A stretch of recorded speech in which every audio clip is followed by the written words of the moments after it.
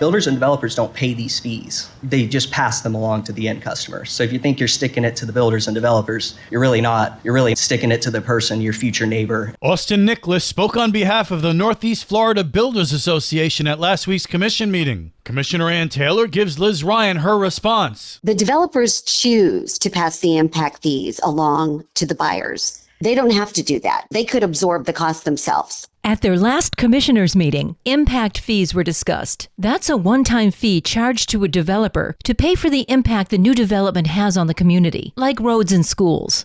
At last week's meeting, Christian Whitehurst and Krista Joseph had this exchange. The statutory maximum that was enacted by the Board of County Commissioners back in 2018 paid for many of the improvements that we will be cutting the ribbons on here very shortly. Not roads, and that was 7 years ago. It has paid for many of the roads that we have just broken ground on. They're not done. Of course they're not done. There's one developer who didn't even pay for his road, and we're still trying to chase the money. Ann Taylor's response: Impact fees have not been looked at officially since 2018. This is 2025. They need to be updated. The consultant who county taxpayers paid for is recommending that St. Johns County go to the maximum level of impact fees up to 50%.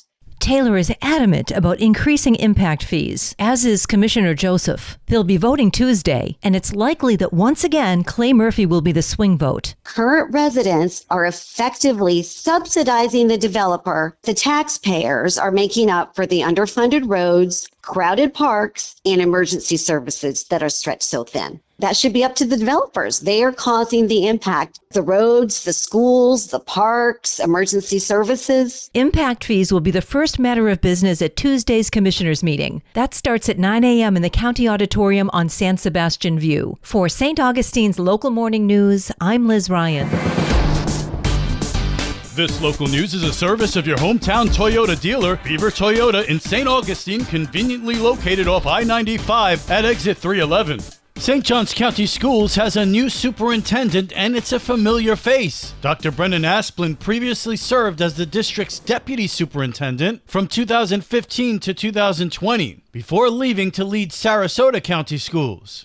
I love my position. I'm so blessed to be here in St. Johns County, working with our people. They're just fantastic, focused on students, hardworking, dedicated, passionate people, and it's just amazing. Asplin noted key changes ahead, from retaining teachers to improving communication with family and staff. So looking at our pre-K and our kindergarten students to see how we can shore them up before they get to us in kindergarten and first grade. Because right now there's a large gap between those who do really well and can read by third grade and those that are really behind the eight ball when they get to us. So how can we shore that up? So putting a lot of attention and focus on pre-K and kindergarten and first grade. He also pointed to acceleration and workforce preparation as priorities. Continue to work with workforce education with our academies.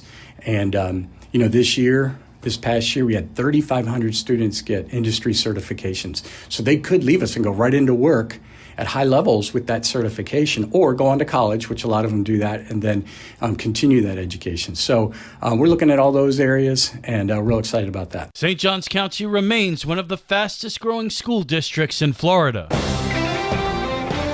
The weekend is here, and there's plenty of family fun to be had in St. Johns County. This is Stacy with Fun for Augie Kids. Ancient City Con returns this weekend with celebrity guests, cosplay, gaming, vendors, and more pop culture fun. Kids 7 and under get in free with a paying adult, so bring the whole crew for an epic weekend. Celebrate Young Folk Day at the Waterworks with a free showcase of inspiring workshops and performances from rising local artists. From Del Suggs Career Insight to heartfelt sets by talented youth, it's a full afternoon of music, creativity, and community spirit. Art and Bark in the Park is a tail-wagging free afternoon of local art, live music, and furry fun at Lakeside Park. Bring your pup, browse unique creations, and meet rescue groups ready to help pets find loving homes. For more on these events and others, please visit us on our website at fun4augiekids.com.